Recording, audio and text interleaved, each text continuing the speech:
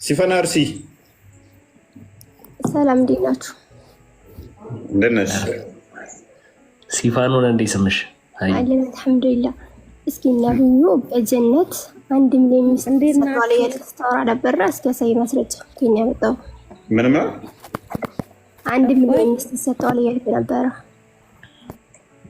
አረ ቆይ አንዴ እንትና ሀያት አንዴ ቆይ አንዴ አትቆጠው ወስቴ እሺ ሀያት ሲፈን አይ ቲንክ ክርስቲያን ነሽ?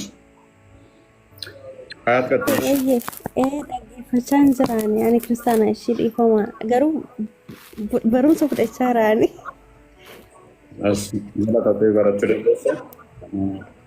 ኑሪ እንትና ገለተሜ ጠይቃለሁ። ቆይ እረዳለሁ። የፍቅር ጥያቄ ያደረገው እኮ የፍቅር ጥያቄ ያደረገው ተረዳኝ እያለ ነው። ነጃሽ እኮ ነው የገባው ግን ወይ ቀጥል። ሶሪ ቀጥይ ሀያት በቃ ቀጥይ። ሀያትም ገና ከመግባት ይቅርታ። እሺ ምንድን ነው ጥያቄሽ? 1 ሚሊዮን ሚስት ለነብዩ ሰለላሁ ዐለይሂ ወሰለም በጀነት ውስጥ ይሰጣል እያልክ ስታወራ ነበርና ከኛ ያመጣው እንደዚህ አይነት ማስረጃ። እሺ ስንት ነው የሚሰጠው? አንተ 1 ሚሊዮን ብላል። አሳየኝ እስኪ ማስረጃው ከየት ነው የተገኘው? ስንት ነው የሚሰጠው? ጥያቄ እዚህ ምድር ላይ ያሉት ሚስቶቹን ነው የሚያገባውና አንተ ግን 1 ሚሊዮን ብላልና አሳየኝ። ያወራሁን ነገር ምን ተሳስተህ ነው አልገባኝ። እኔ 1 ሚሊዮን አላልኩም። አክቹሊ ቁጥር አልተናገርኩም። 1 ሚሊዮን ቦታ አለው ከዛ በዛ ልክ ሚስት ይሰጣል ብላል። ሲጀመር 1 ሚሊዮን ቦታ ምንም የለም። አያት ኦልራይት ያ እየተደማመጥን ይሁን። 1 ሚሊዮን ሚስት አላልኩም። ሁለት አረቢ ገደብ አላስቀመጥንም። እሱን ታሳቢ አድርጊ። ስለዚህ 1 ሚሊዮን ሚስት ይሰጠዋል በፍጹም አላልኩም። 1 ቢሊዮንም ሊሰጠው ይችላል፣ ትሪሊየንም ሊሆን ይችላል።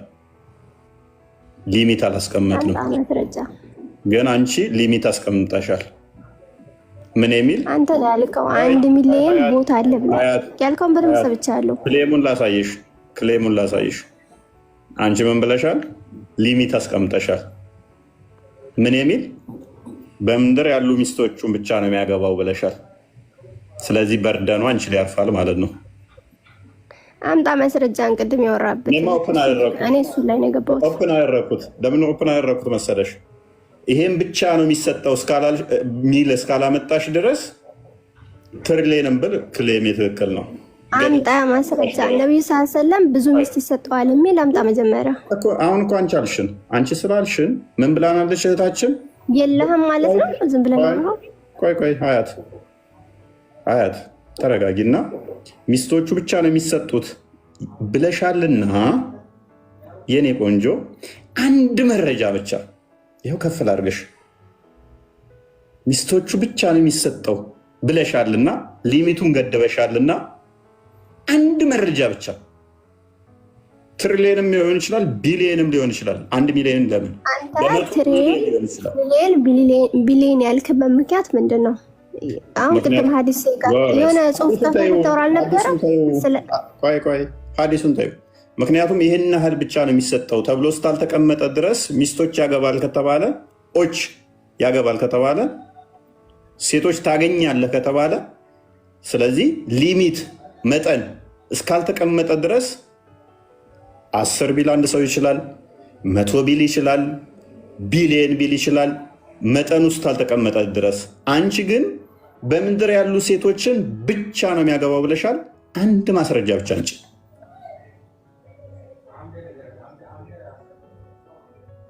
ከፈለግሽ ከቁርአን፣ ከፈለግሽ ከሐዲስ፣ ከፈለግሽ ከተፍሲር፣ ከፈለግሽ ከሲራው፣ ከፈለግሽ ከሸሪዓው አንድ ማስረጃ እንጂ እና ቅድም ያወራው ዝም ብለህ ነበረ ማምጣታችን። አንተ ማምጣታችንም ላወራው ነገር እኔ ማምጣት በርደን የለብኝም እኮ አሁን አልኩሽ። ምክንያቱም የሌለብኝ ምንድን ነው? አንተ እኮ ክሌም አድርገህ እያወራህ። እኔ ክሌም አላደረኩም። ብቻ ይሄን ያህል ነው የሚያገባው ብቻ ብዬ የተናገርኩበት የለም። 1 ሚሊዮን 2 ሚሊዮን ከየት አንጥተው ነው ይሄን ሁሉ ሴት ምን ሊያደርግ ነው? ትሪሊየንም ሊሆን ይችላል። ምክንያቱም ቁርአንሽ ላይ ሚስቶች እንደሚገቡ ስለተነገረ መጠኑ መዳረሻው ስላልታወቀ ገደብ ስለሌለ አሁን አንቺ ገድበሽዋልና ሚስቶች ብቻ ናቸው ብለሻልና እንደዛ ነው ማስረጃ እንጂ ማስረጃ ነው። ሚስቶች አያት ከቁርአን ከሐዲስ ከተፍሲር ከሲራ ከሸሪዓው አንድ ማስረጃ እንችልኝ። ቅድም አወራህበት ላይ ቆመ ማውራት አትችልም ማለት ነው። ለምን አወራለሁ? እኔም አራዳ ነኝ። አይ ተስማምተናል። ከታች ያላችሁት ዝም ብላችሁ ጉዞ ትላላችሁ። 1 2 1 ሚሊዮን 2 ሚሊዮን ሲላችሁ እህታችን ከስር ያሉትን አኪዝ ማድረግ ታይና ሚስቶቹን ብቻ ነው የሚያገባው ላልሻት ማስረጃ እንጂ አንተ 1 ሚሊዮን 2 ሚሊዮን ይሄን ያህል ሚስት ይሰጣልክበትን ቁጥር የሰጠውን አምጣ ትማሪያለሽ ማለት ነው። ምንም ማለት አትችይም። ምክንያቱም መረጃ ማምጣት አትችይም። እህታችን ብቻ ብላ ማስረጃ ማምጣት አትችልም። ምን መጠን አስቀመጠች እሷ። ከሚስቶቹ ውጭ ያገባ ሚስቶቹን ብቻ የሚያገባለች።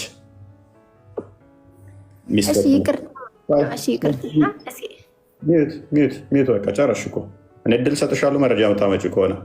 ይሄ ቤቱ የሚወራው ከ3ኛ ክፍል ያለፉ ናቸው። ቢያንስ ተረት የሚወራበት ሆነ እዛ 6ኛ ክፍል ያቋረጠው ኡስታዛችሁ ጋር አውሩ። እዚህ ቤት ስመጡ ግን መረጃ ይጠየቃል። አያት መረጃ ይጠየቃል እዚህ ቤት። ስለዚህ ለምናወራት እኔ ላወራሁት መረጃ ትጠይቃላችሁ፣ እናንተ ላወራችሁትም መረጃ ጠይቃለሁ። ስለዚህ ታዳምጫለሽ፣ ትማሪያለሽ አሁን ማለት ነው። መረጃ ማምጣት ከቻልሽ ግን ከፍተሽ ታሳያለሽ። ቆስጠንጢኖስ አንድ የክፈተው ሱረት ዳዋ ላይ ተፍሲር ኢብን ከሲር ሳሂህ ከሆነ ናሬሽን ድሃም ሆነህ አገኘህ አከበረህም። በምንድን ነው የከበረው? በምን ያህል ነው የከበረው? ክፈተው። 1 ሚሊዮን ያልነው ምኑን ነው? ክፈተው። መልካም እንግዲህ እንመለከተዋለን ቀጥታ። Verily your Lord will give you so that you shall be well placed ብሎ የሚለውን የቁርአን ክፍል ይፈስርላል። ሶ አላህ ዊል ጊቭ ሂም ምን አላህ ዊል ጊቭ ሂም ይሰጠዋል። ማ አላህ ኢን ፓራዳይስ በየት በጀነት ፓራዳይስ 1 ሚሊዮን ፕሌስስ 1 ሚሊዮን ቦታዎች 1 ሚሊዮን ቦታ ይሰጠዋል። ማን ያለው? ተፍሲር ኢብን ከሲር ባይዘ ማውራት ፈልጋለሁ። ነገርኩሽ። ይሄ ተረት የሚወራበት ሳይሆን መረጃ የሚከፈትበት እንጂ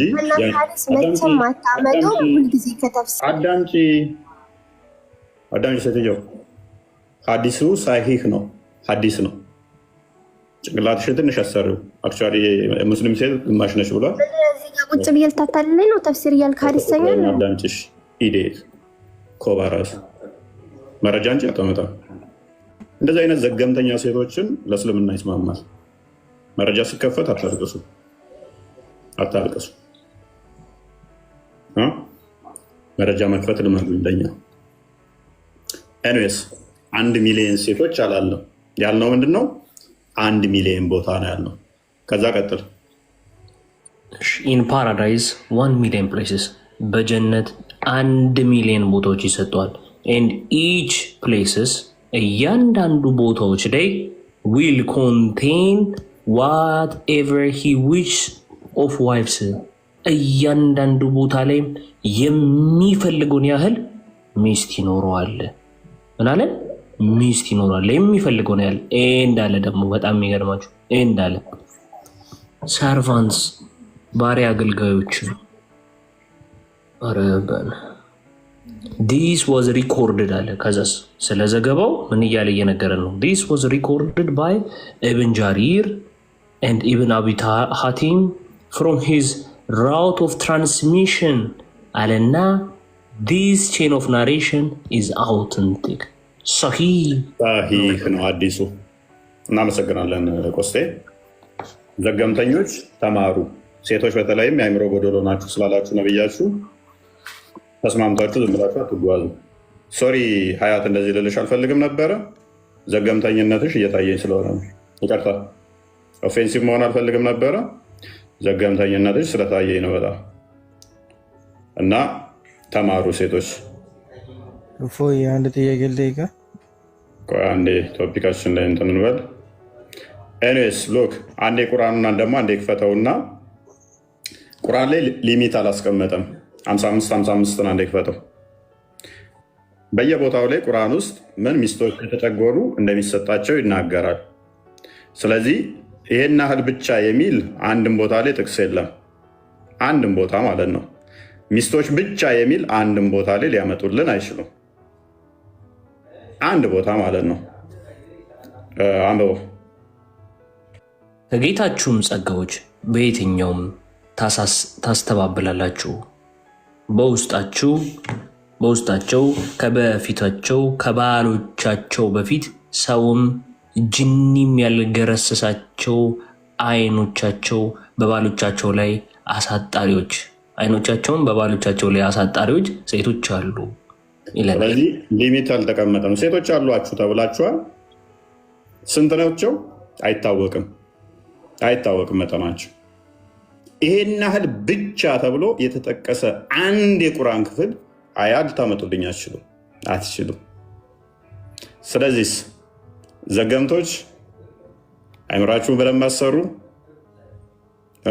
መረጃ ስንጠይቃችሁ መረጃ አንጡ ማለት ነው። ቡሃሪን ክፈተው የቀደሙን 48-79 አያት መረጃ ልታመጪ ትችላለሽ። ሚስቶቹ ብቻ ነው የሚያገባው ስላች እንደምታስወርደኝ ዘገምተኛ ጭንቅላት በጣም የሚያስጠላኝ እኔ። ምክንያቱም ተረት የሚያወራ ሰው በጣም የሚደብረኝ አስተምሮቱ እያለ አዳምጪ። ሐዲስ ምን እንደሆነ ራሱ አታውቂም ማለት ነው። በመጽሐፍቶቻችሁ ውስጥ ያለው ቼን ኦፍ ናሬሽን ከተጠቀሰ ኢብን ከሲርን አታውቂም ይመስለኛል። ኢብን ከሲር ግሬድ ያስቀምጣል።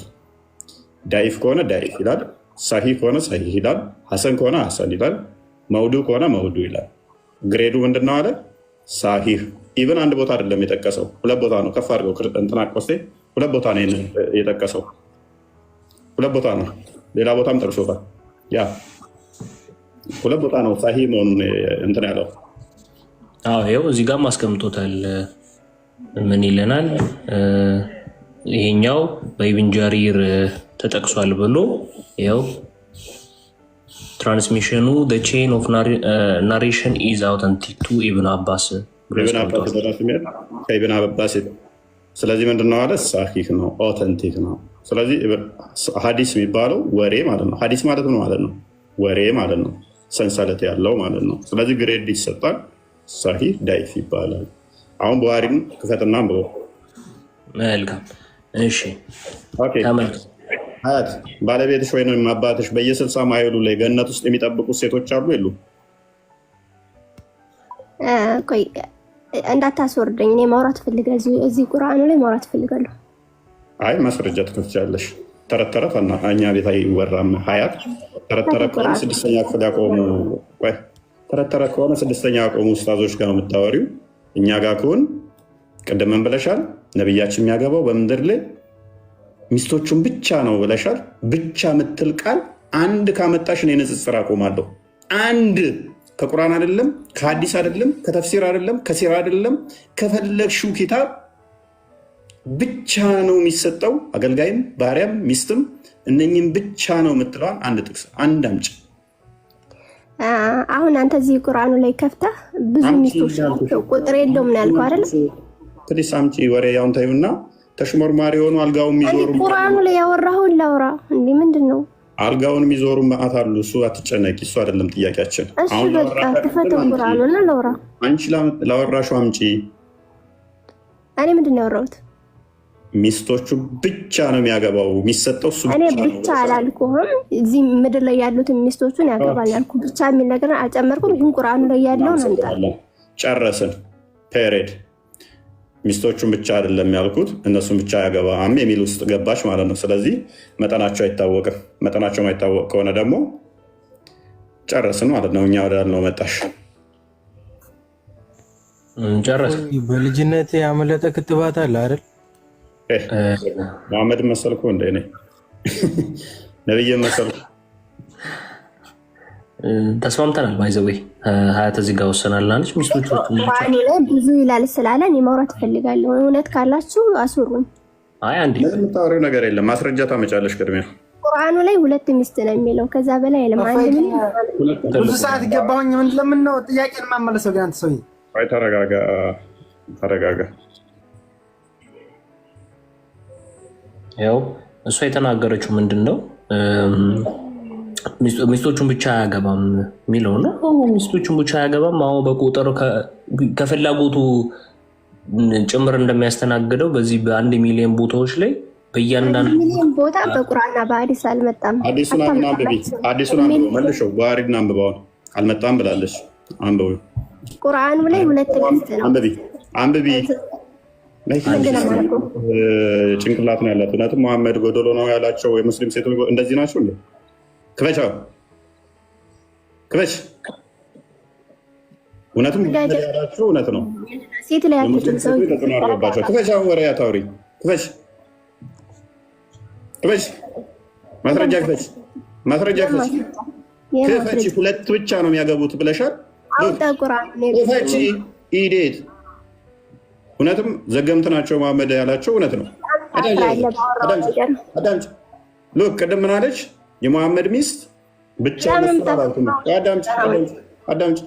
እውነትም ዘገምት ናቸው መሐመድ እንዳለው ሙስሊሞቹ ዘገምት ሆነዋል። ሴቶቹ አስተምሮቱ ተጽዕኖ አድርጎባቸዋል። ምን አለ ቅድም? ሚስቶቹን ብቻ አላልኩም አለች። ብቻ አላልኩም ካለች ይጨምራል ማለት ነው። እነሱን ያገባል፣ እነሱን ብቻ አይደለም ማለች። መለሰችና የሚፈቀደው 2 ብቻ ነው ቁርአን ውስጥ ተለኛል። ይመልሳ መሐመድ ስንት ነበረው? በአንድ ሌሊት 11 ሴቶችን ወሲብ ያደርግ ነበር በአንድ ቀን 11 ሚስቶችን ወሲብ የሚያደርግ ከሆነ ስለዚህ ከ11 በላይ ሚስቶች ነበሩት ማለት ነው። እነሱም ብቻ አይደለም የሚያገባው ተጨማሪም ያገባል ካልሽ መልሰሽ ደግሞ 2 ብቻ ነው ትለኛለች። ዚስ ማይ ጭንቅላታቸውን ብሬን ዋሽ ዳርጎታል። 6ኛ ክፍል ኡስታዛችሁ ጋር ሄዱና ተማሩ። አእምሮአችሁን አጥቦታል። እናውቃለን። አስተምሮቱ ዘግኗችኋል፣ ቀፏችኋል፣ አስጠልቷችኋል። መረጃ ክፈቱ አይከፍቱ። ሚኒመሙ 2 ነው ብለን ተነስተናል ቅድም። ያ 2 ነው ሚኒመሙ። መነሻው 2 ነው፣ መዳረሻው ግን 2 አይደለም። ለእያንዳንዱ አትሊስት 2 ያገባል በገነት። ያ ነብይህ አይደለም ግን ዘገምት አትሁኑ ሴቶች፣ ነቃ በሉ። ከአህያ የተቻለ ጭንቅላት አይኖራችሁም እንዴ? ንፍጥ ጭንቅላት እንዴት ይዛችሁ ትጓዛላችሁ? በ1ኛው ሴንቸሪ ላይ ያላችሁ የ7ኛ ሴንቸሪ አንድ የአረብ ግመል እንትን ማንበብ መጻፍ ማይችል ምንም ማያውቅ ማህየም የተጫወተባችሁ እንዴት በሱ ትመራላችሁ? ተንቀሳቀሱ እንጂ።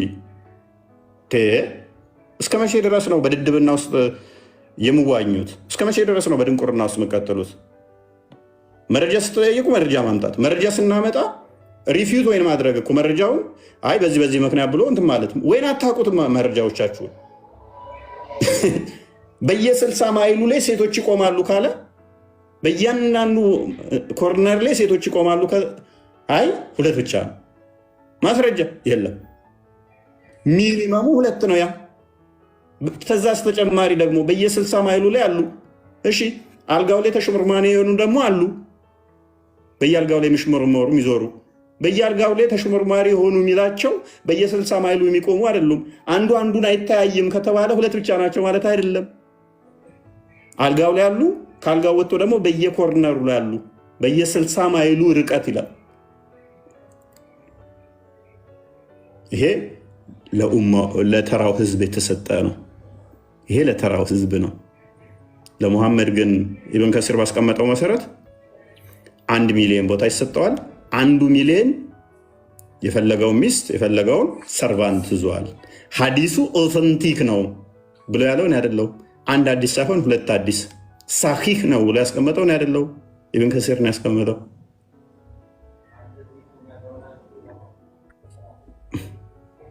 ብቻ የሚል 1 ጥቅስ አምጦልኝ፣ ብቻ ነው የሚል 1 አዲስ አምጦ።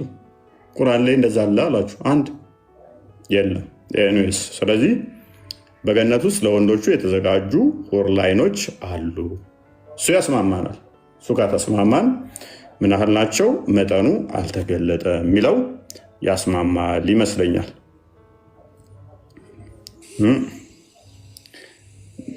ኤኒዌይስ እንደዛ አይመስላችሁም? ሙስሊሞች በጣም ነው የምታሳዝኑኝ። ወንዶቹስ እሺ፣ ሴቶቹ ግን በዚህ መጠን የጭንቅላታቸውን ላለመጠቀም ሲሞክሩ ያስቁኛል። ወንዶቹ ተመችቷቸው ነው። ሴቶቹ ግን ያሳዝናል። በጣም ነው የሚያሳዝነው። ይሄ እኮ ትንሽ የጭንቅላቱን ለሚጠቀም ሰው እኮ በቂ ነው። 1 ሚሊዮን ቦታ ይሰጠዋል ከተባለ በ1 ሚሊዮን ላይ ደግሞ እያንዳንዱ ላይ ሚስቶችና አገልጋዮች አሉት ከተባለ ይሄንን ካልኩሌት ማድረግ እንዴት ይከብዳል? እንዴት እችን ካልኩሌሽን ሂሳብ አልተማራችሁም? እንዴና አንደኛ ክፍል ሁለተኛ ክፍል ማትስ አልተማራችሁ? እዚህ ጋር ምን እንደሚል ታውቃለህ? ጭራሽ ቦስ the numerous bounties of the hereafter are waiting for the messenger of Allah ነው የሚለው። የሚገራርሙ ጉርሻዎች በዛ ገና በጣም እየጠበቁት ነው ለመሐመድ እየተባለ እንግዲህ የለም ብለው ሲናገር አንድ ሰው አንድ መረጃ ሳይዝ ነው እንግዲህ አሁን ትልቁ ጠባቸው ምን እንደሆነ ታውቃለህ? 1 ሚሊዮን ቦታ ነው ይሰጠዋል የተባለው። ስለዚህ ሚስት አይደለም ግን አንዱ ቦታ ላይ ቤቶች አሉ። እዛ ላይ ደግሞ በእያንዳንዱ ምን ይላል? እያንዳንዱ ዞታል ይላል። each place will contain whatever he wishes of wife የፈለገውን ያህል ሚስቶች በእያንዳንዱ ቤት ውስጥ ይይዛል ነው የሚለው። ስለዚህ 1 ሚሊዮን ቤት ካለ በ1 ሚሊዮን ውስጥ የፈለገውን ያህል ሚስቶች የሚይዝ ከሆነ ሜይ ቢ አንደኛው ቤት ውስጥ 100 ሰው ሊፈልግ ይችላል። አንደኛው ጋር 2 አንደኛው ጋር ደግሞ 10 ሊፈልግ ይችላል። ከዛስ ሚኒመሙን ግን 2 እንኳን ቢይዝ ስንት ማለት ነው? 2 ሚሊዮን ሚስቶች 2 አገልጋዮች ቢይዝ 4 ሚሊዮን አንድነት ማለት ነው። 10 ቢይዝ ባሪያ 10 አገልጋይ 10 ሚስት 10 ቢይዝ ስንት ማለት ነው? 20 ሚሊዮን ይቻላል። በምድር እንኳን 11 ነው ያዘው። እንኳን በዛ አይደለ? በዛ ማጠፍ ነው የሚያደርገው። የ4000 የወሲብ ጉልበት ተሰጥቶታል እኮ ነው የሚለው። የ4000 የወሲብ ጉልበት የተሰጠው አንድ ሴትን ወሲብ ሊያደርግባት አይደለም።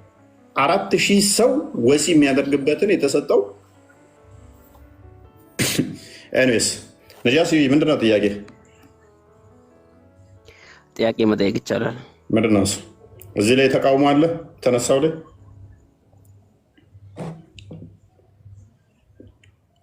እዚህ ላይ ኳሊፋይ የሆነ አዲኬትድ የሆነ እውቀት ስለሌለኝ ገብቼ እንትን ማለት አልፈልግም። እሺ ቀጥል።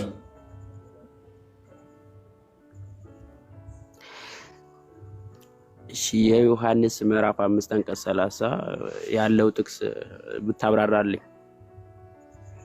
ኦኬ ዮሐንስ ወንጌል ምዕራፍ 5:30 ላይ ከማንበብ በፊት ዮሐንስ ወንጌል ምዕራፍ 1 አንብባል፣ ምዕራፍ 2 አንብባል፣ ምዕራፍ 3 ምዕራፍ 4 አንብባል።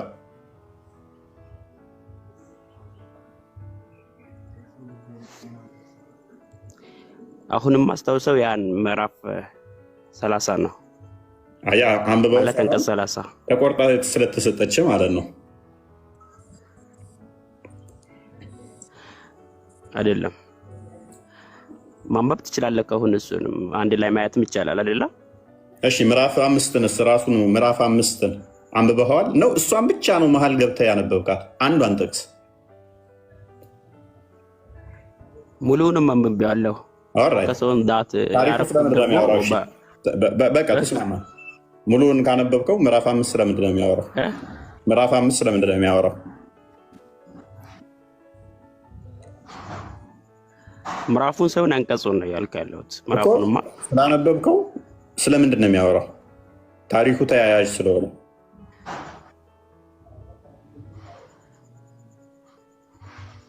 አንቀጽ 30 አባውት ኢየሱስ ማለት ነው። ምዕራፉ ስለምንድን ነው የሚያወራው? መለስ ብሎ አውዱ ስለምንድን ነው የሚያወራው? አለ አውድ መቼም ምዕራፍ አነበብ። ለምሳሌ ሱራ 7:40 ላይ ለምሳሌ በኮከቦች ጌታ እምላለሁ ይላል። ስለዚህ አላህ በሌላ ጌታ እየማለ ነው አይደለ?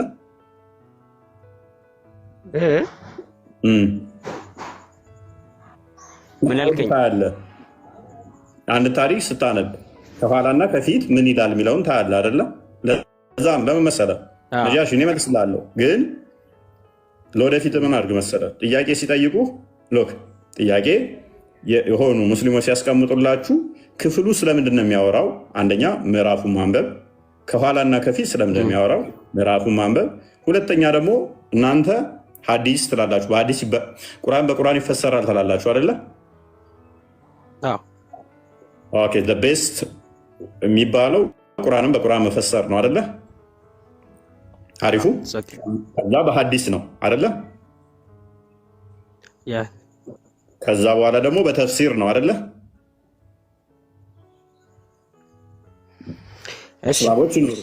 ስለዚህ እናንተ አንድን ቁርአን ለማብራራት ቁርአን በቁርአን የሚብራራ ከሆነ ከዛ በሐዲስ ከሆነ ከዛ በተፍሲር ከሆነ ከዛ በሲራዎች ከሆነ እኛ ጋም ሲመጣ በተመሳሳይ ትርጓሜ ያለው መጽሐፍ ቅዱሳችን እኛ ጋር ምን አለው?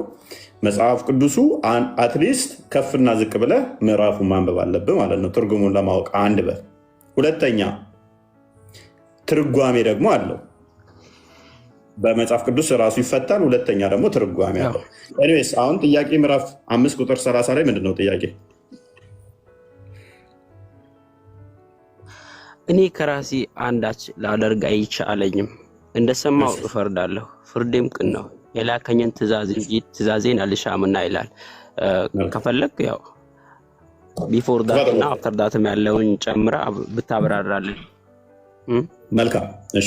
ስለዚህ ጥያቄ ምንድነው? እሱ ክርስቶስ አምላክ ከሆነ እንዴት እንደዚህ ሊል ይችላል ነው? ያ ኦልራይት ሎክ እኔ ከራሴ አንዳች ነገር ላደርግ አይቻለኝም፣ እንደሰማው ፈርዳለሁ፣ ፍርዴም ቅን ነው፣ የላከኝን ፍቃድ እንጂ ፍቃዴን አልሻምና ይላል። ስለዚህ ስለ ፍቃድ ነው እያወራለሁ አይደለ? የራሱን ፍቃድ ስለ ኤቢሊቲ እንደዛ ነው። እንደዛ ይመስላል። እሺ ምዕራፉ የሚያወራው ከምን መሰለ? ምዕራፉ የሚያወራው ከኋላ ጀመረ ብታነበው በአይሁዶች ሕግ መሰረት ቅዳሜን መስራት ክልክል ነው። ቅዳሜን አይሰሩም። ቅዳሜ የሰራ ይወገራል እና በሰንበት መስራት አይቻልም።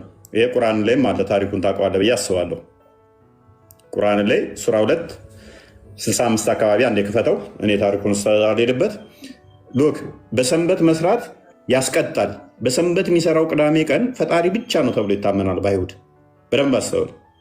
ክርስቶስ ግን የሰንበት ጌታዋም ነውና ማርቆስ 2 መጨረሻ ላይ እንደሚናገረው የሰንበት ጌታዋም ነኝ ብሎ ይናገራል። የሰንበት ጌታዋም ስለሆነ ሰንበትን ይሰራል። አይሁዶች ደግሞ ተቃወሙት። እንዴት በሰንበት ይሰራል ብለው ማለት ነው። 265 አካባቢ እንዴት በሰንበት ይሰራል ብለው አይሁዶች ተቃወሙት ማለት ነው። ቅሬታ አሰሙ። ለምንድነው በሰንበት ቢሰራው ብለው። ከዛ ምንድነው የሰራው ሲባል በደንብ አስተውል። 38 ዓመት ሙሉ ታሞ የተኛ ሰው ነበረ። 1 ዓመት አይደለም ያልኩ፣ 10 ዓመት አይደለም ያልኩ፣ 20 ዓመት አይደለም ያልኩ፣ 38 ዓመት ሙሉ ታሞ የተኛ ነበረ።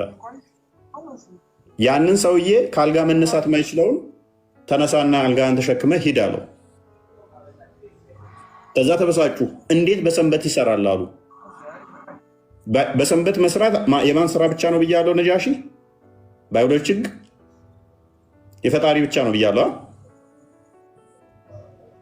ነጃሺ ስለዚህ በሰንበት ማንም ይሰራል። በሰንበት ይኸውልህ እንደ ቁርአኑ መሰረት በሰንበት የሰሩትን ምን አደረጋቸው መሰለህ? አለ በሰንበት ሰዎች ስለሰሩ ቅዳሜ ቀን ስለሰሩ አሳ ጠመዱ። ራባቸውና ሎክ በፊት አሳ የሚያጠምዱት ከቅዳሜ ውጭ ነበረ። አሳ ሄደው ሲያጠምዱ ቅዳሜ ውጭ ነው። ቅዳሜ ደግሞ አያጠምዱም ነበር። አላ ምን አደረጋቸው መሰለህ?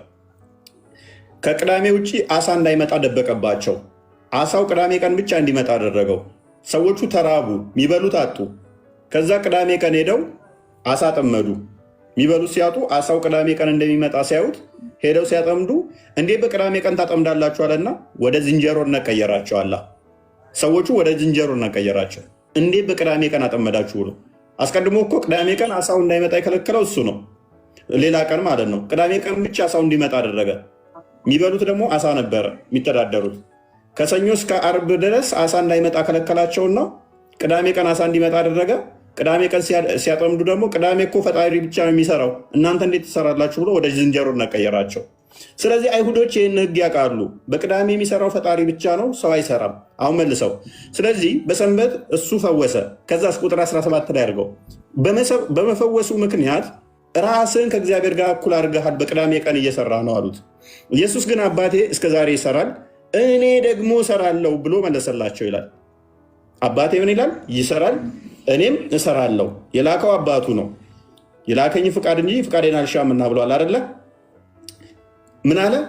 አባቴ እስከዛሬ ይሰራል። አባቱ ፈጥሯል፣ እሱ ይፈጥራል ማለት ነው። አባቴ እስከዛሬ ይሰራል፣ እኔ ደግሞ እሰራለሁ። ሉክ አንድ ሰንበዲ ተነስቶ አላህ እስከዛሬ ይሰራል እኔም እሰራለሁ ሊል አይችልም፣ ፍጡር ስለሆነ። ምክንያቱም አላህ እስከዛሬ ይሰራል እኔም እሰራለሁ ካለ ራሱን ከአላህ ጋር እያስተካከለ ነው ማለት ነው።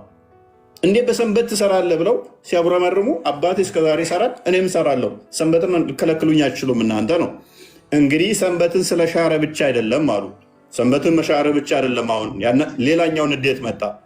ነገር ግን ደግሞ ራሱን ከእግዚአብሔር ጋር አስተካክሎ እግዚአብሔር አባቴ ነው ስላለ፣ ስለዚህ አይሁድ ሊገሉት አብዝተው ይፈልጉ ነበር። ተበሳቸውን አባቴ ይሰራል እስከዛሬ እኔም እሰራለሁ ሲላቸው ሰንበትን መሻር ሳያንስ ጭራሽ ራስን ከአባት ጋር ከአብ ጋር እኩል አድርገህ እግዚአብሔር ነኝ እያልክ ነው ብለው ሊገሉት ድንጋይ አነሱ።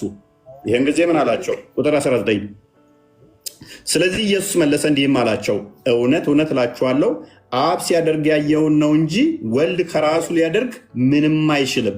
ልብ በላው ነው ነጃሺ ቁጥር 30 ላይ የጠቀስከው እዚህ ጋር ተጠቅሰዋል አስቀድሞ።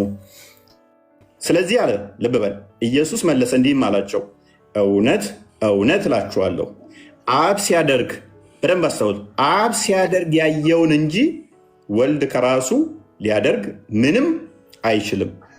ያ የሚያደርገውን ልብ በል ያ የሚያደርገውን ሁሉ ልብ በል ያ ማ አብ የሚያደርገውን ሁሉ ወልድ ደግሞ ይህንኑ እንዲሁ ያደርጋልና። ፍጡር ማለት ይችላል እንደዛ ነጃሺ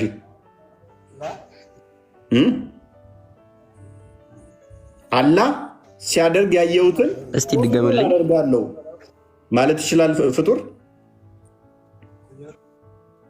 ኦኬ ቁጥር 20 ላይ አድርገው ፍጡር ዜሪ ዲፈረንስ ቢትዊን ነው ፍጡር ሲባል ለምሳሌ አንተ እንደዚህ ማለት ትችላለህ። ከራሴ ምንም ማድረግ አልችልም። ቆይ አትሂድ 20 ላይ እኔ ከራሴ ምንም ማድረግ አልችልም፣ ነገር ግን ከፍ አድርገው ነገር ግን ማደርግ ቁጥር 20 ማደርገው አላህ የሚያደርገውን ሁሉ እኔ ያደርጋለሁ ትላለህ። ሁሉን የሚላለ እንደዚህ ጋር ኦኬ መልሰው ቁጥር 19 ስለዚህ እውነት እውነት እላችኋለሁ አብ ሲያደርግ ያየውን እንጂ ወልድ ከራሱ ሊያደርግ ምንም አይችልም። ያ የሚያደርገውን ሁሉ ወልድ ደግሞ ይህንኑ እንዲሁ ያደርጋልና። ምን ማለት ነው? ሁሉ አይልም አሳያት ሁሉ ምትለዋል ይላል። ያ ስለዚህ ምን እያለ መሰለ? አብ የሚያደርገው ወልድ የሚያደርገው አብ የሚያደርገውን ብቻ ነው ብቻ። ከአብ የተለየ ቁጥር 30 ላይ አሁን የሚነግርህ ይሄንን ነው። እኔ ከራሴ አንዳች ላደርግ አይቻለኝም ሲል አብ የማያደርገው ወልድ የሚያደርገው አንዳች የለም አንዳች። ነገር ግን አብ የሚያደርገውን ሁሉ ደግሞ ምን ያደርጋል? ወልድ ያደርጋል። አንዲት ፍቃድ፣ አንዲት ስልጣን፣ አንዲት አገዛዝ ስላላቸው ወልድ በራሱ ልብ በል በራሱ ከተባለ ከአብ የተለየ ማለት ነው። ከአብ የተለየ አንዳች ማድረግ አይችልም። ነገር ግን አብ የሚያደርገውን ሁሉ ያደርጋል። እሺ እዚህ ላይ ስለ ትንሣኤ ቀን ከአብ በስተቀር ሌላ የሚያውቅ የለም ምናምን ላለ መጽሐፍ ቅዱስ እዚሁ ጋር እንጨርስ። ሴም ስልጣን ኦቶሪቲያቸው ሴም ከሆነ አንዴ እችኛዋን እንጨርስ። ጥያቄው እንትን ስለሚል ነው እኮ ይህንን እንጨርስ። እዚህ ጋር አንድ ስልጣን አንዲት ፍቃድ ያለቻቸው። ስለዚህ ፍቃድ ልዩነት አይደለም፣ የስልጣን ልዩነት አይደለም። አንዲት ፍቃድ ስላለቻቸው ግን ከአብ የተለየ እያለ ነው ክፍሉ። ሎክ አብ የሚያደርገውን ሁሉ አደርጋለሁ ካለ ከራሴ አንዳች ላደርግ አይቻለኝም ካለ ምን እያለ ነው? አብ የሚያደርገው ወልድ የሚያደርገውን ነው። ወልድ እና አብ አንዲት ነገር ነው የሚያደርጉት ማለት ነው። የተለየ አያደርግም።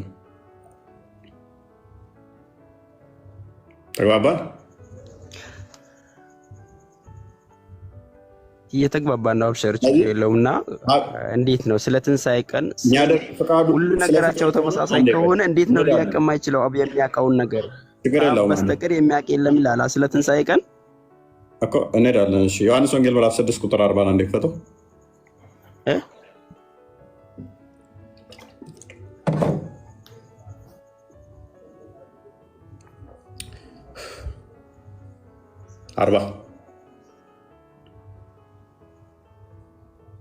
የአባቱ ፍቃድ ደግሞ ምንድን ነው? የአባቴን ፍቃድ ነው ማደርገው ይላል አይደል? ቁጥር 30 ላይ ቅድም ባመጣኸው መሰረት ቅድም ምን ብያለሁ? አንደኛ ከአውድ አንጻር ይፈታል፣ ሁለተኛ መጽሐፍ ቅዱስ በመጽሐፍ ቅዱስ ይፈታል ብያለሁ አይደል?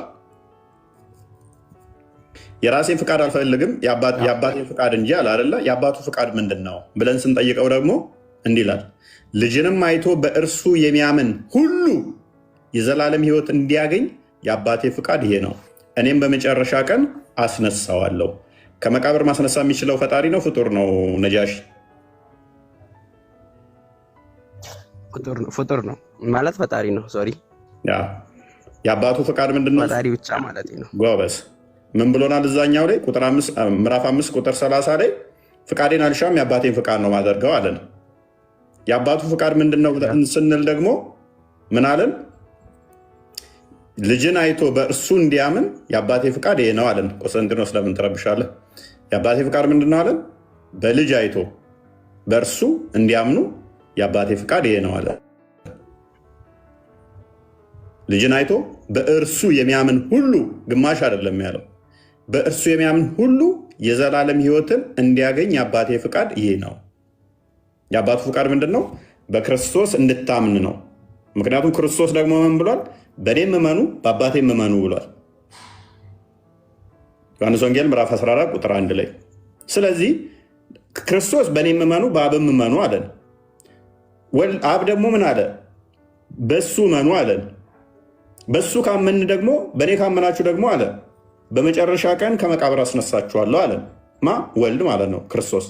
እኔም በመጨረሻ ቀን አስነሳችኋለሁ። ስለዚህ ምን እያለን ነው? አብ ስለ ወልድ ይመሰክራል፣ ወልድ ደግሞ ስለ አብ ይመሰክራል። ነገር ግን አንዱ ከአንዱ በስልጣን አይበላለጡም፣ በፍቃድ አይለያዩም እና ከራሴ አንዳች ላደርግ አይቻለኝም ሲል ከአብ የተለየ ምንም አላደርግም። ወልድ ከአብ የተለየ ምንም ማድረግ አይችልም፣ አያደርግም።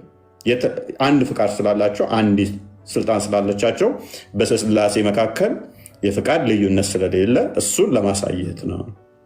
ስለዚህ ቅድም የጠቀስከው ምንድነው? እሱ ማቴዎስ ወንጌል ምዕራፍ 24 ላይ ስለዛች ሰዓት የምትለዋ ነ አይ ቲንክ እዚህ ጋር ግልጽ አልሆነልህም የተወሰነ ቅድም የጠቀስኩልህም ማለት ነው። ይሄንን ማብራሪያህን ተንተርሼ ኤክሰፕሽናል ነው እንዴ የትንሣኤ ቀን ለአብ መታወቁ ለብቻውም ማለት ነው፣ ወይም ኢየሱስ ክርስቶስ አለማወቁ? አይ ኤክሰፕሽን ምናምን የሚባል ነገር የለም። ክርስቶስ ሁሉን አዋቂ ነው። እግዚአብሔር ሁሉን ያውቃል። ክርስቶስ ደግሞ ሁሉን ያውቃል። ሲጀመር ቀኗን ራሱ የፈጠራትም ራሱ ስለሆነ ራሱ የፈጠራትን ቀን ራሱ የሚመጣባትም ቀን ነው የፈጠራት እሱ ነው። ዮሐንስ ወንጌል ምዕራፍ 1 ላይ ቁጥር 3 ላይ ሁሉ በእርሱ ሆነ ከሆነውም አንዳች እንኳን ያለ እርሱ አልሆነም ይላል።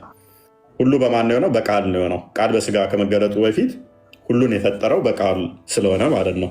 ሁሉ የተፈጠሩት ዓለማት የተዘጋጁት ቀናቶች የተቆጠሩት በቃል ነው። ስለዚህ ቃል ሁሉን ፈጥሯል። ሁሉ በእርሱ ከሆነ ስለዚህ ያቺ ቀን ራሱ የተፈጠረችው በማን ነው? በቃል ነው የተፈጠረችው። በክርስቶስ ማለት ነው። ክርስቶስ ከተፈጠረች ኤፌሶን ምዕራፍ 2 ቁጥር 10 ላይ የሚናገረው እኛ ፍጥረቱ ነንና እንመላለስበት ዘንድ ክርስቶስ እግዚአብሔር አስቀድሞ ያዘጋጀውን መልካሙን ስራ እንድናደርግ በክርስቶስ ኢየሱስ ተፈጠርን ይላል። ስለዚህ በክርስቶስ ኢየሱስ እኛ ራሳችን የተፈጠርን ከሆን መቼ እንደምንነሳ፣ መቼ እንደምንሞት፣ መቼ የመጨረሻዋ ቀን እንደምመጣ ቀኗም የተፈጠረችው በስ ነውና ያውቃታል። ስለዚህ ከአብ በቀር አያውቅም ሲል ታዲያ ምን እያለን ነው? ወልድም ቢሆን የምትለዋ ምን እያለን ነው? ማወቅ ማለት ምን ማለት ነው? እንደ መጽሐፍ ቅዱስ ማወቅ ማለት ምን ማለት ነው? እሱንም አንተ እንትን ብትለው ያ ማቴዎስ ምዕራፍ 24 ማርቆስ ምዕራፍ 13 ላይ ማወቅ የሚለው የለው። አንድም በግብር ማወቅን መጽሐፍ ቅዱስ ማወቅ ብሎ ይገልጠዋል። ለምሳሌ አዳምና ሔዋን በገነት ውስጥ በነበሩ ሰዓት ላይ በገነት ነበሩ አይደል? አዳምና ሔዋን ዘፍጥረት ምዕራፍ 4 ቁጥር 1 ስከፍተው ግን አብረው ከነበሩ ረጅም ከቆዩ በኋላ ምንም ስለነሱ እንትን ሳይል ከገነት ከወጡ በኋላ ኃጢአት ከሰሩ በኋላ ግን አዳም ሔዋንን አወቃት ይላል። ከዛ በፊት አያውቃትም ነበር? አብረው አልነበሩ ነበሩ። ከገነት ከወጡ በኋላ ግን ምን ይላል? አዳም ሚስቱን ሔዋንን አወቃት ይላል። ምን እያለን ነው? እዚህ ላይ በእነሱ መካከል እኮ ብዙ ዘመናት ነበሩ አይደል እንዴ? ተለያይተው የሆነን ሰው አሁን የአንተን ጓደኛህን ወንድምህን ብዙ ጊዜ ተለያይተው ተራርቀ ስትሉ አልተለያዩም። ነጃሺ በገነት ውስጥ ሳሉ አብረው ነበሩ። ነገር ግን ከገነት ሲያወጣቸው በግብር አወቃት ማለት ነው። በግብር አወቃት ሚስት ሆነ ጸነሰችም። ከዛ በኋላ ተገናኛት ማለት ነው። ስለዚህ አወቃት ማለት በግብር አወቃት ወይም ደግሞ ተገናኛት ለማለት ይሆናል። ስለዚህ አወቃት ማለት በግብር ሰራባት ማለት ነው። እንደኛ እምነት እኮ ተለያይተዋል።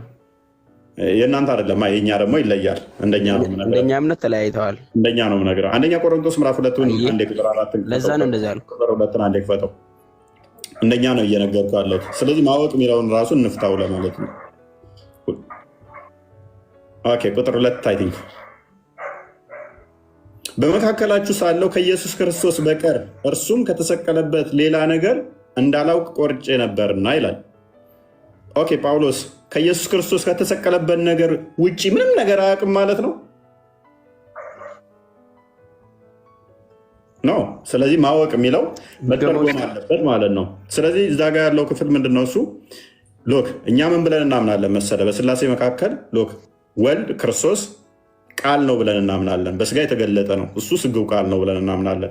ስለዚህ በአብና በቃል መካከል ሎክ አብ አለ፣ አብ ልብ ብለን እናምናለን። ልብ አለ፣ ቃል አለ። ስለዚህ በልብ ታስባለች። የዛች ቀን መቼ እንደምትሆን መቼ እንደምትምትን በልብ ታስባለች። በቃል ግን አልተነገረችም፣ አልተሰራባትም፣ አልተገለጠችም። አገኘ በምን በአካል እኮ የተለያዩ ልዩነት አለ ማለት ነው። በስልጣናቸው ምናምን በስልጣን አይደለም፣ በአካል ሉክ ቃል በስራ አልገለጣትም፣ ወይንም ደግሞ በልብ የትም ይሁኑ የትም የተለያዩ ቢሆን እኮ ኦቶሪቲያቸውስ አዳም በአካል የተለያዩ ናቸው፣ አንድ ናቸው ብለን አሰብነው። ለምሳሌ አንተ በልብ ያሰብከው በቃል ያልተናገርካቸው ነገሮች የሉ አሉ። ነገር ግን ቃልህ አያውቃቸውም ማለት ነው። አይምሮ አያውቃቸውም ማለት ነው አይደለም። ስለዚህ ምንድነው? በቃል አልተነገረችም፣ በልብ ታስባለች። እሱን አንድም ለማጠየቅ ነው። አንድም ደግሞ ክርስቶስ የተዋሃደው ቅድመ ተዋህዶ የአዋቂ ስጋን እንደተዋሃደልኝ ያሁኑ ኦኬ በቃል አልተነገረችም ማለት ምን? ያሁኑ አልገባልኝም ስትል እንዴት ተግባራዊ አልሆነችም? ስራ አሁን አንድን ሰው ማለት አንድ ነገር ተመሳሳይ ነው፣ ሁሉ ነገሩ ሴም ነው ሲባል የሚያስቡትም አደም ሳይም ሴም መሆን አለበት። ድርጊታቸውም እውቀታቸውም ሁሉም ነገር ተመሳሳይ መሆን አለበት ማለት ነው አይደል እንዴ? እሺ ቀጥል። ያ ያልኩ ዘሴም ነው መሆን ያለበት። ምን እየነገርኩ ነበረ? በልብ ታስባለች፣ በቃል አልተነገረችም፣ ቃል አልሰራባትም። ስላልሰራባት ነው ቅድም እንዳሳየው አዳምና ሔዋን በገነት በነበሩበት ሰዓት ላይ ምንድን ያለው? አዳም ሔዋንን አወቃ ጸነሰችም ይላል። አወቃ ሲል ተግባራዊ ያደረጋት ወይንም ደግሞ ተገናኛት ማለት ነው። አንደኛ ቆሮንቶስ ምዕራፍ 2 ላይ በተመለከትነው ደግሞ ከክርስቶስ መስቀል በስተቀር ምንም እንዳላቆርጬ ነበር ሲል ሌላ ነገር ምንም አያውቅም ጳውሎስ ማለት አይደለም። ስለዚህ ተግባራዊ አላደረጋትም ወይንም ደግሞ አልተሰራባትም ነው። አልተገለጠችም ገና። ገና አልተገለጠችም። ምዕራፉ ሙሉ ስታነበው ስለምንድን ነው የሚያወራው? በድብቅ እንደሚመጣ፣ እንደ ሌባ እንደሚመጣ፣ ድንገት እንደሚመጣ የሚናገር ነው። ስለዚህ ድንገት ነው የሚመጣው። ተግባራዊ አላደረጋትም፣ አልሰራባትም፣ አልፈረደባትም። ይመጣል። ነገር ግን በቃል ብትገለጥ ኖሮ ተነገረች ማለት ነው። እዚህ ቀን እንደዚህ ነይ ተብላ ትነገራለች። አንድም ከዛ አንጻር ነው። ሁለተኛ ደግሞ እችን ቀን በእስራኤልም ትመሰላለች። እስራኤል በጋብቻ ክርስቶስ ሙሽራ ነው። ክርስቶስ ሙሽራ ነው። ኤፌሶን ምዕራፍ 5 ላይ ቁጥር 20 አካባቢ ይመስለኛል። እኛ ክርስቲያኖች ቤተክርስቲያን እንደ ሙሽሪት እንቆጠራለን። ክርስቶስ ደግሞ እንደ ሙሽራ ይቆጠራል። እኛ እንደ ሙሽራ ቤተክርስቲያን ማለት ነው። እሱ እንደ ሙሽራ ነው። ስለዚህ የባል እና የሚስት ያለው በእስራኤል ሕግ መሰረት አባት ነው ቀኑን ቆርጦ የሚናገረው። አባት ነው ቀኗ የሚቆርጣት ማለት ነው፣ የሚያበስረው። አንድም ከዛ አንጻር ይመጣል። አባት ነው እንትን የሚለው። ሌላኛው ለምሳሌ ራእይ ምዕራፍ 19 ቁጥር 12 ላይ ይመስለኛል እርሱ ብቻ የሚያውቀው ወልድ ስም አለው ይላል። ያ ማለት ወልድ ማያውቃቸው ስሞች አሉት ማለት አይደለም። በስላሴ መካከል ለምን አንዲት ስልጣን አንዲት ፍቃድ ስላለች ማስረጃ ዮሐንስ ወንጌል ምዕራፍ 17 ቁጥር 10 አንዴ ክፈተው።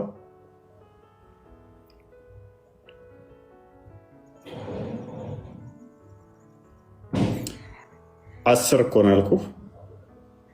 ዮሐንስ ወንጌል ምዕራፍ 10 ቁጥር 17 ቁጥር 10 ማቴዎስ ነው እየከፈትክ ያለው። ማቴዎስ 17 ነው እየከፈትክ ያለው። ዮሐንስ ወንጌል ምዕራፍ 10 17 ሶሪ ቁጥር 10 እሺ ይቅርታ 10 ያው ዮሐንስ ላይ ነው። የኔም የሆነ ሁሉ ያንተ ነው፣ ያንተውም የኔ ነው። ሎክ የወልድ የሆነ ሁሉ የአብ ነው፣ የአብ የሆነ ሁሉ የወልድ ነው። ልዩነት አለ እዚህ ጋር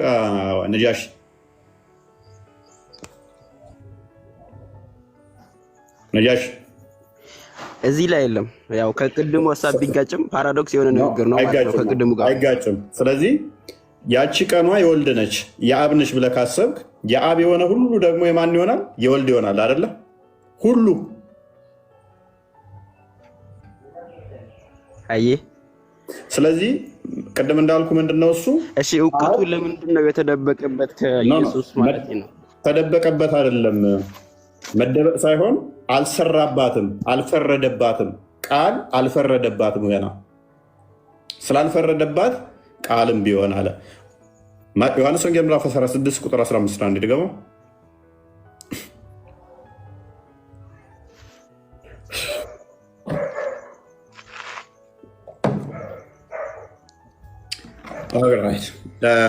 ለአብ ያለው ሁሉ የኔ ነው። ለአብ ያለው የኔ ነው። ስለዚህ ለእኔ ካለኝ ወስዶ ይነግራችኋል። አብ የሚነግረን ከማን ወስዶ ነው? ከወልድ። እሺ አይምን መንፈስ ቅዱስም እንደዛው። አብ ያለው ሁሉ ደግሞ ማን አለው? ወልድ አለው። ልዩነት አላቸዋል።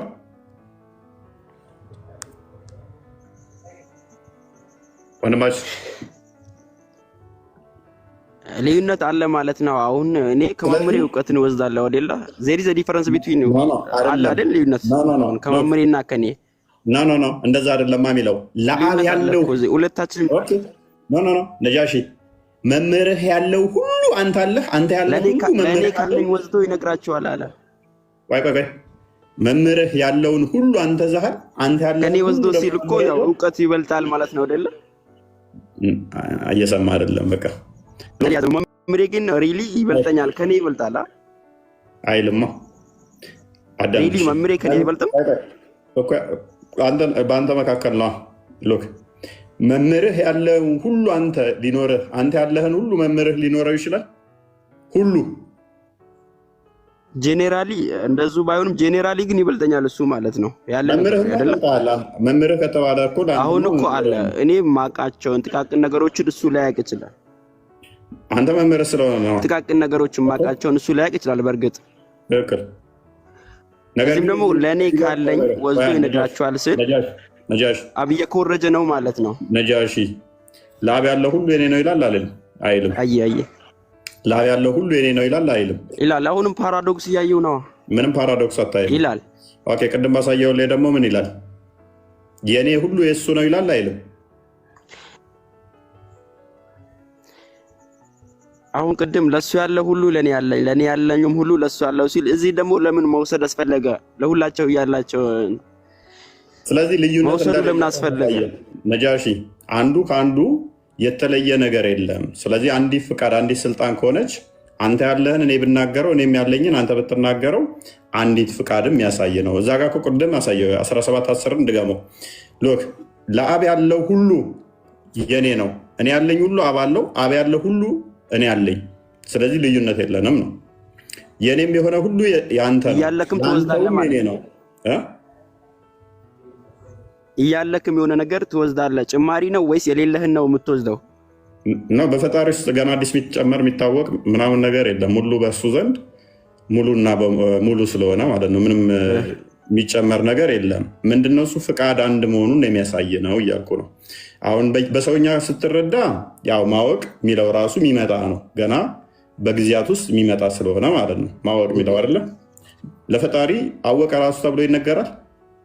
አይ ሎጂካል ለመሆን ነው እንጂ እንደሰው ማለት አይደለም። ያ አሁን ሎጂካል ለመሆን ነው። ይቅርታ እንደ ሰውኛ ለመግባባት እንላለን እንጂ አወቀ የሚለው ራሱ ስህተት ነው አይደለ? ለፈጣሪ እኮ አይመጣውም።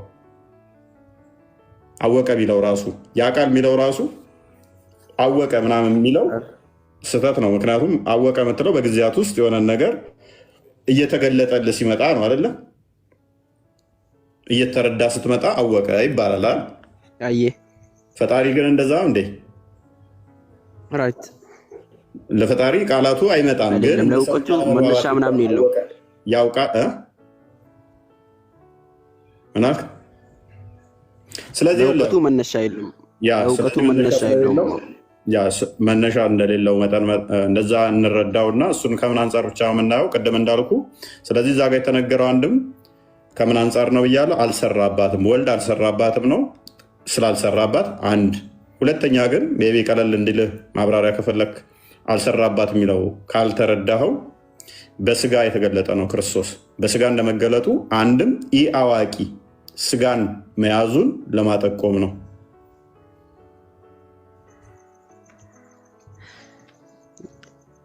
ከኔ ያለውን ወይም ከኔ ወስዶ ይነግራችኋል ስል እሱ እውቀት የለውም ነው ወይንስ እሱ ሚሽነር ነው? እንዴት ነው? አሁንም ወደኋላ እየመለስከኝ ነው። ልዩነት የላቸውም፣ አንድ ነው እያልኩ እኮ ነው። ፈቃዳቸው አንድ ነው፣ ስልጣናቸው አንድ ነው። እያጣራን እንሂድ እኮ የኔ የሆነ ሁሉ የአንተ ነው፣ የአንተውም የኔ ነው። ውሽዝ ልዩነት የለም። አንተ ያለ ሁሉ ነው ያለኝ፣ እኔ ያለኝ ሁሉ አንተ አለ።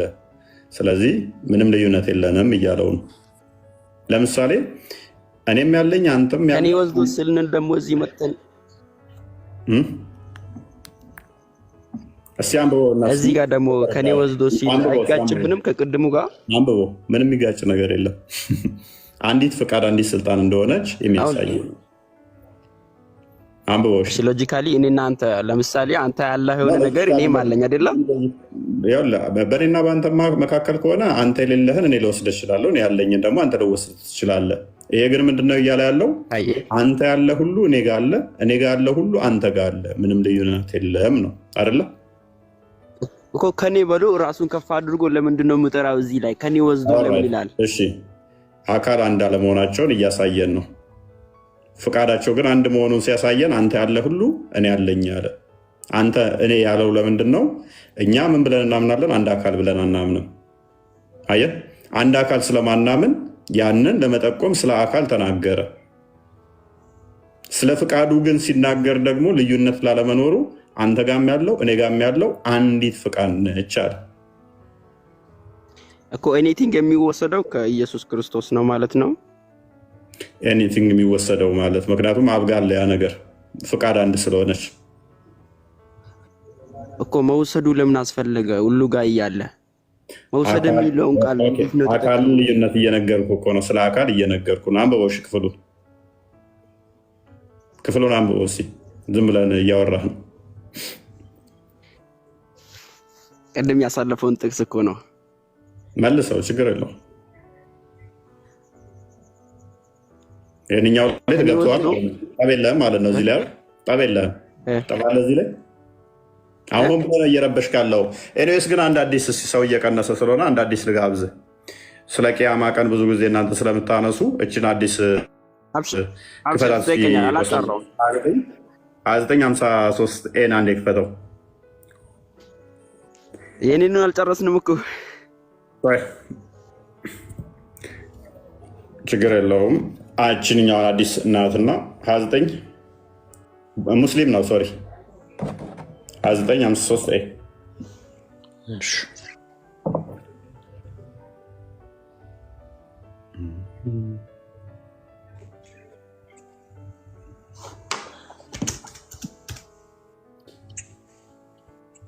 ማቴዎስ ወንጌል ምዕራፍ 24 ግን ሙሉን አንብበው።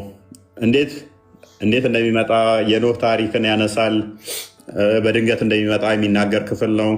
አይ ቲንክ ሐዋርያት ሥራ ምዕራፍ 1 ቁጥር 8 አካባቢ ደግሞ ስለ ቀኑ ለሐዋርያት ያልተፈቀደበትን ምክንያት ግልጽ ያደርግላቸዋል። በዛን ሰዓት ይህን ያህል ቀን በዚህ ቀን ቢላቸው የሚፈጠረው ነገር ታውቀዋል። የዛሬ ዓመት ነው ምናምን ቢላቸው ኖሮ ምን ይሉ ነበር መሰለ? አይ ሳምንት እስኪቀረው ድረስ ዘና እንበል፣ እንብላ፣ እንጠጣ ይሉ ነበረ። ቀኑ ያልተነገረበት ምክንያት ድንገት እንደሚመጣ እዛው ክፍሉ ያብራራዋል ማለት ነው። ቁጥር ምዕራፍ 25ንም ደግመህ አንብበው። በደንብ ይህንኑ ክፍል ያብራራዋል ለምን እንዳልነገራቸው ቀኑን። ከዛ በኋላ ግን መንፈስ ቅዱስን ከተቀበሉ በኋላ መንፈስ ቅዱስን ሲቀበሉ ይነግራቸዋል። ኤኒዌይስ እቺ ሀዲስ ታስቀኛለች። አንድ አንብባት ቆሴ። በጣም እውነት ነው። እንግዲህ እስቲ ለቂያማ ነው ፕሮፌሲ ነው ተብሎ ይባላል። እስቲ ፕሮፌሲ ነው ሳይ ሙስሊም 2953 ላይ ነው። እንግዲህ መረጃ መያዝ የምትፈልጉ ሰዎች እንደዚህ ይላል። እንግዲህ አናስ ሪፖርትድ ዳት ኤ ፐርሰን አስክድ አላስ ሜሴንጀር፣ አናስ እንደዘገበው አንድ ሰው ነቢዩ መሐመድን ጥያቄ እንደጠየቀው ይነግረናል። አስቱ ዌን ደ ላስት ሃወር ውድ ካም፣ መቼ ነው የመጨረሻዋ ሰዓት የምትመጣው ብሎ ይጠይቃል። ሂ ሃድ ኢን ሂዝ ፕሬዘንስ ኤ ያንግ ቦይ ኦፍ ደ አንሳር፣ አብሮትም የአንሳር የሆነ ህፃን ልጅ ወጣት ህፃን ልጅ ይዞ ነበረ። ሁ ዋስ ኮልድ መሐመድ የሚባል አላስ ሜሴንጀር ሴድ፣ ያላ መልእክተኛ እንደዚህ አሉ። ኢፍ ዲስ ያንግ ቦይ ሊቭስ አሉ፣ ይሄ ህፃን ልጅ የሚኖር ከሆነ ሂ ሜይ ኖት ግሮ ቬሪ ኦልድ ቲል ሂ ውድ ሲ ደ ላስት ሃወር ካሚንግ ቱ፣ እንዲህም ብሎ ተናገረ። ምን አለ? ይህ ሰውዬ እስከሚያረጅ ድረስ የመጨረሻዋን ሰዓት ያለ ብሎ መለሰ። ህፃኑ ልጅ ሳየው 1400 ምናምን ዓመት ሆነ። ያማ ይመጣል ብሎ ነበረ ህፃኑ ልጅ ሳያረጅ።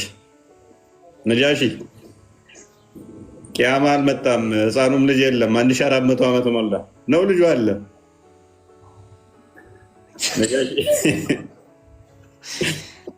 ገባር ነው። እኔ ራሱ አረጀሁ እኮ ከ1400 ዓመት በኋላ ተፈጥሬ። ይሄ ልጅ ሳያረጅ ቂያማ ይመጣል ብሎ ሰውየው ከሞተ 1400 ዓመት ሞላው። ምንድን ነው እሱ? ሳያረጅ ብያለሁ። ሳያረጅ ልጅ የመጨረሻውን ሰዓት ያለ the last hour coming to you ይመጣል። ከቂያማ ይመጣባቸዋል እና